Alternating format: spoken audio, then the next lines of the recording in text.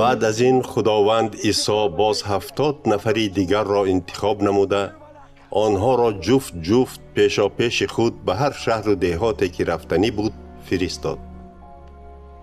او با آنها گفت: حاصل بسیار است ولی کارگران کم. از این رو از صاحب حاصل التماس کنید که برای غنداشتن حاصلش کارگران را فرستد. روید، حالا من شما را نزد آدمان همچون بره ها به بین گرگ ها می فرستم. با خود هیچ پول، بارخلطه و یا پایافزال علاوگی نگیرید و در راه وقتتان را با احوال پرسی آدمان صرف نکنید.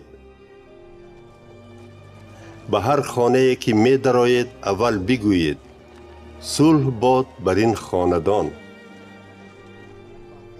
اگر در آنجا شخص صلح پروری باشد، صلح شما با او می ماند، وگرنه آن به خودتان برمیگردد.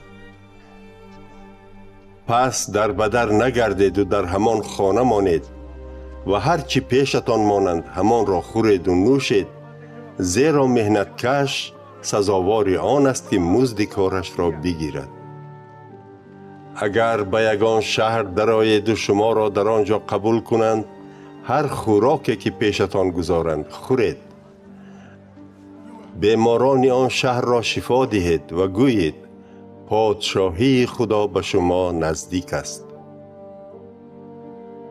ولی اگر به شهر درآیید و شما را قبول نکنند، در کوچه هایش گشته چنین گویید: حتی چنگ و خاک شهر شما را که بر پای ما نشسته است بر ضد شما می افشانیم، ولی انیق دانید که پادشاهی خدا نزدیک است.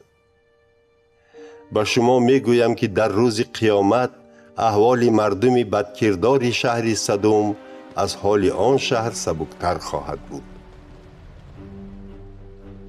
ای اهل کورزین و اهل بیت سیدا، وای بر حال شما، زیرا اگر آن معجزاتی که من در بین شما نشان دادم در شهرهای پرگناه سور و سیدون روی می دادند، آدمان آن کیها توبه کرده به تن لباس ماتم پوشیده موی کنان نشسته نشان می دادند که آنها از گناههایشان دست کشیدند.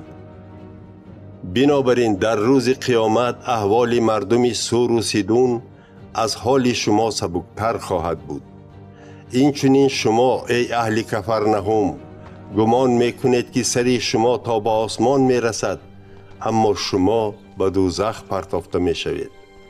کسی که شما را ای شاگردانم گوش کند، مرا گوش میکند، و کسی که از شما روی گرداند، از من روی میگرداند، و کسی که از من روی گرداند، از فرستنده من نیز روی میگرداند.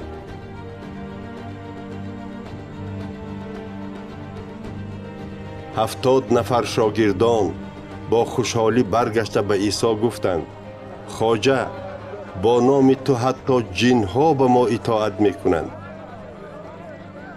او با آنها گفت: من دیدم که شیطان مثل برق از آسمان افتاد. حالا من به شما قدرت دادم که ماران و کژدمان و تمام قوه دشمن را پایمال کنید. به شما هیچ چیز ضرر رسانده نمیتواند.